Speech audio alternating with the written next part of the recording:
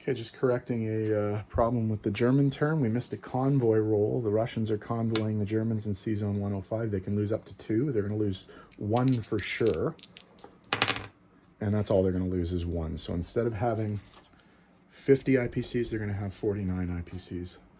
All right, on with Russia turn 6.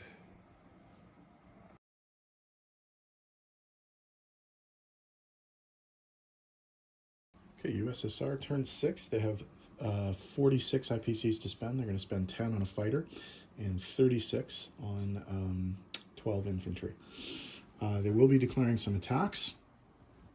One of them is just a walk-in. They're going to walk 1 infantry from Leningrad into Belarus. The other one is an actual battle. They're going to... Oh, I forgot to use the planes. They're going to attack Rostov with 2 infantry and 1 artillery from Leningrad. And they're going to use the 3 fighters and the attack bomber from Moscow as well. Forgot about that. Oh, there's another attack. Sorry, there's 4 attacks, not 3. They will be attacking the Italians in in Iraq, with 2 infantry and an artillery and a tank from Iran, and 2 artillery from the Caucasus. In addition, in Jehol, the Japanese will be attacked with 2 infantry and a fighter and attack bomber from Manchuria, and 1 self-propelled artillery from Amur. So let's start rolling some dice. For the attack on Rostov, the Russians are coming in with a self-propelled artillery supporting 2 infantry, 3 fighters, and a tactical bomber. 2 hits. Germans fire back and miss with all 3 shots. It's good for the Russians. Only 1 hit, but that's all they needed. Germans fire back. And Russia does take 1 casualty, but they get the territory. Okay, for the attack on Iraq, the Russians are coming in with 3 self-propelled artillery, 2 infantry, and 1 tank. 2 hits. Italians have 6 infantry and a tank. 3 hits.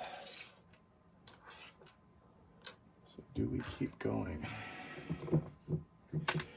Let's take 1 more poke, see if we can shift some of those Italians out of there. 1 hit. That's no good. I don't think this is going to work.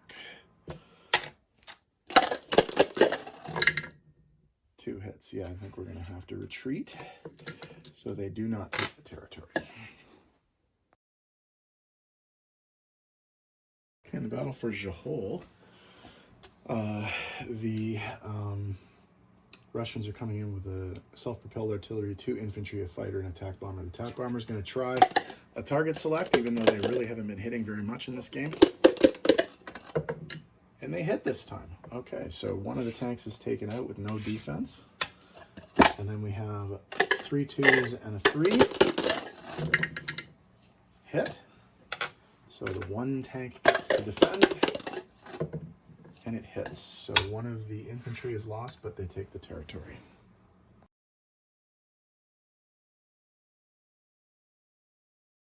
Okay, Russian non-combat move. The infantry from Norway is going to move to Finland. The sub from 115 is going to move to 113, as is the cruiser from 114. In Leningrad, 2 infantry and 1 artillery are going to move into Archangel. 1 of the infantry from Archangel is going to move into Smolensk. The other infantry from Archangel is going to get railed to Moscow. The self-propelled artillery and the mech are going to move 2 spaces to Moscow. The anti-aircraft from Smolensk is going to go to Moscow. 1 infantry from Moscow is going to go to Tambov. The 3 fighters and the attack bomber from Rostov are going to go to Moscow. What else? The infantry and anti-aircraft artillery from Caucasus are going to move into northwest Iran. Oops, that didn't work, so that's still. And then finally over here, oh, sorry. The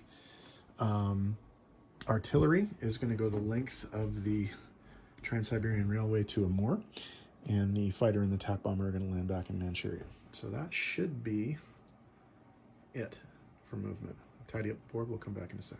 One last movement, this anti-aircraft gun from Stalingrad is going to be railed 2 spaces to Moscow as well. Okay, in terms of placement of new units, 3 infantry are going into the Caucasus, 9 infantry are going into Moscow, and the new fighter is also going into Moscow. We'll see if that's enough to prevent the Germans from taking Moscow next turn. Okay, in terms of income, they're going to get 3, 1 for Belarus, 2 for Rostov is +3, plus the Japanese go down 1 for Jehol. So, on our tracking chart, +3 for the Russians, -3 for the Germans, -1 for the Japanese, +1 for the Chinese. Okay, in terms of income, they have 36 IPC base income, and they get 3 bonuses for owning Norway, Finland, and northwest Iran. This is German, Italian, or pro-Axis territories. Okay, we have to do Lend-Lease as well. So, in the west, they're going to get 5. That's a fighter. They're going to get a fighter in Archangel. So let me just, that's going to be valuable. So they put a fighter in Archangel.